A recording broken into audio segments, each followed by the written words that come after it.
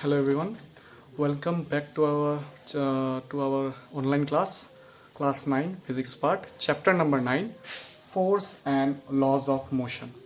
So in this chapter, the last thing we studied was the first law of motion, which means the idea for which was given by Galileo, and further which was studied by Newton, and further it was explained properly by Newton. And today we'll see the second law of motion.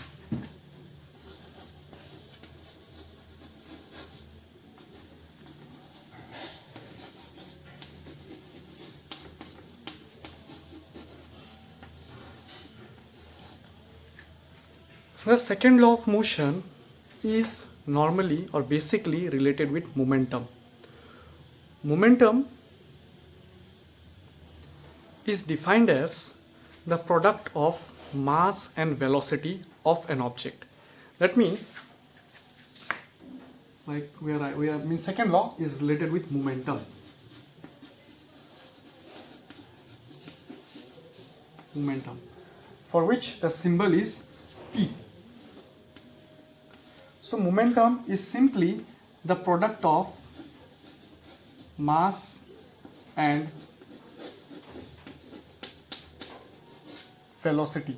So P is given by mv, mass into velocity. So momentum is normally can be told or understood as how hard an object moves when it is subjected to some speed. Like for example, if two objects are there, one object, another object, clearly you can see by the size that one object is bigger than the other one. For example, the previous object was 1, second another object was 2. So here we can clearly see like the size of 1 is smaller, size of 2 is bigger, and think like both are made up of the same material, means both are made from the same object or same material, and only the size is different, other things are all same. So what happens, the mass of 1 and the mass of 2, so here mass of 2 will be greater than mass of 1. Now if both the objects are thrown at some speed, at some fixed speed, like for example 2 meters per second, if the objects are thrown or let to move at the same speed, so simply we can say, or easily we can say, that m2 will have more momentum than m1 because m2 is having more mass than m1. And we can simply, or in other words we can say like m2 can have more impact if it hits any other object or any other blockage or surface. So what happens in this case? In this case, momentum of 1 will be less than momentum of 2 if both of them are having same velocity for each other, means both of them are having same velocity. So momentum of 1 will be less than momentum of 2. Now consider another case. Now I have two objects of same size, like both are of almost same size, means think like both are of same size. This mass is equal to this mass, but this one is going with a velocity of 2 meters per second. This is moving with a velocity of 5 meters per second. So in this case, momentum 1 will be less than momentum 2, but for this condition, the change in momentum, the difference in the momentum is coming because of the velocity of the two, because m2's velocity is more, m1's velocity is less. If we increase the m1's velocity, for example, we have increased the m1's velocity to 7. Now in that case, m1 will have more momentum, that means object 1 will have more momentum, object 2 will have less momentum. So this is how momentum can be related or could be understood. Normally, momentum depends on mass and velocity of the object. Mass is more, momentum will be more. Velocity is more, momentum will be more. It depends on their product. Now let us move to the second law of motion. Now the second law of motion states that the rate of change of momentum is directly proportional to the applied unbalanced force in the direction of force. The statement is there in your book, page number 119, Raiden column, second paragraph from the top. So it states that rate of change of momentum is momentum of an object.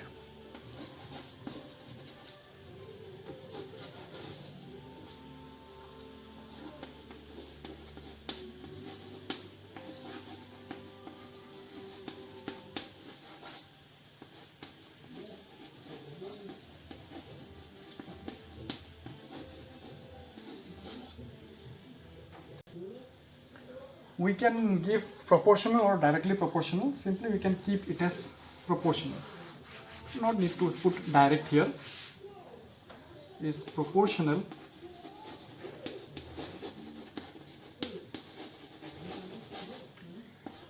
to the applied unbalanced force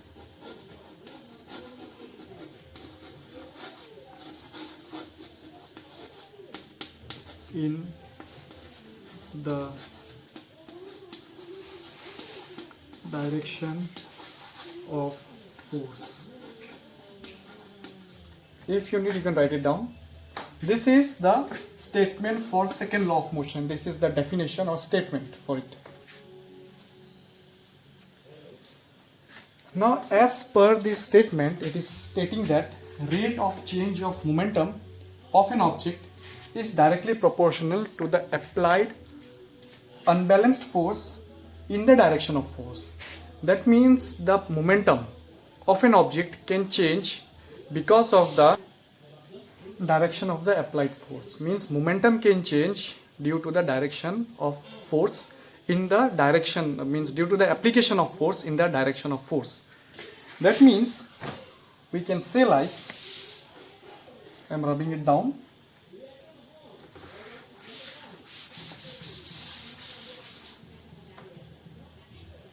If an object is here, any object is here, moving this side with velocity of 5 meter per second, the object is having mass of 1 kg. For example, it is moving this side. Someone comes and pushes the object little bit more. After pushing, what will happen? The speed of the object can increase to 7 meter per second due to the application of force. Means this person is putting force on the object, due to which the speed of the object can change. And that means the momentum of the object can change due to application of force. Now one more case. Think like the object was moving this side. Same object, 5 meter per second, 1 kg mass. Now instead of putting force in this direction, the force has been applied here. Force has been applied from the other direction. So what happens? The speed of the object can change to like 2 meter per second depending on the force. Means if it is coming from this side, I am putting force from the other side, its momentum will decrease, or we can say the speed may decrease. In this case, I am saying a speed, but just think like it is momentum. Now from this momentum, we get the force which is applied to any object. Now let us see. I am rubbing this one. This part we don't need it now. We just have to remember. Yes, all things are containing one by one. If you have to write, you can pause the video and write it down. So we got momentum is equal to product of mass and velocity of an object. This we got. Now think, one object is there. At first, the object is having mass m and moving with the initial velocity. Here you might remember initial velocity u means the velocity which is at the starting. So for this object the momentum was p1 for example. After that some force has been applied to the same object, some force is given, some extra momentum is given, some force in the direction is given, after which the velocity of the object changes to v, and this is the momentum of the object p number 2. Here we are not assuming anything like v is bigger or u is bigger. These assumptions we have not taken any kind of assumptions till now. We just know that starting the velocity was u, at the second time means at the end the velocity was v. Consider this example, just think like this. Now we got momentum number 1 is equal to, we had the formula p equal to mv. So here p momentum 1 p equal to m into u, and momentum number 2 p2 is equal to mv, m into v, m into u. We have just multiplied mass with the speed, velocity.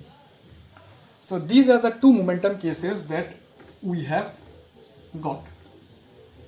Now momentum gives, means as per the second law we got the rate of change of momentum. That means the momentum is changing with some rate, means with some time. So here momentum is changing.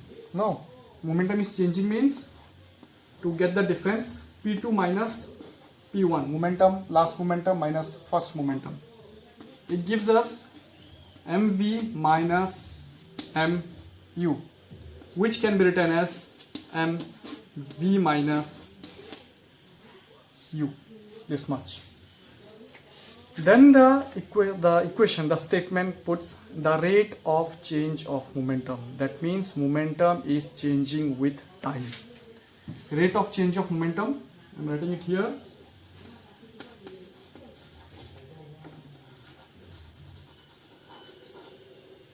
Rate of change means rate of change of momentum is that mv minus u is changing with time. Rate of change of momentum, it is changing with time. So mv minus u, actually there should be a proportional. Rate of change of momentum is directly proportional to the applied unbalanced force, like the statement. Rate of change of momentum is given as mv minus u by t. Then after that, the rate of change of momentum is basically known as force. Means it is denoted as force. For our understanding, we are keeping it as F. So F gives, or F becomes equal to, we can put, to remove this proportion, to remove this, we put a proportionality constant, means it is a fixed number. Here we are keeping it as k for constant. M v minus u by t. I am continuing here. I am continuing from here. I am continuing here. M v minus u by t. So F is equal to k m. If you remember, we have got one formula from the previous chapter. Acceleration, I am writing it here. If you remember, we got a formula, A equal to v minus u by t. We got this formula from the previous chapter. Acceleration equal to v minus u by t. So this v minus u by t I am writing as acceleration A, and then finally or simply this force becomes ma. Now you will think, what happens to k, where the k went? Now k is a proportionality constant, means it is used to remove this proportion. To remove the proportion we use k. It is a constant, means it is a fixed value. So for 1 unit of force, means when force is equal to 1, to get force equal to 1, there should be 1 kg of the object multiplied with 1 meter per second square velocity. So for which k becomes 1. For all this, k becomes 1 and we don't use it in the formula. So this is how the formula for force is derived, F equal to ma, and the unit of force is Newton, N, capital N. The unit of force, I am rubbing this part down. Okay, I am just writing it here.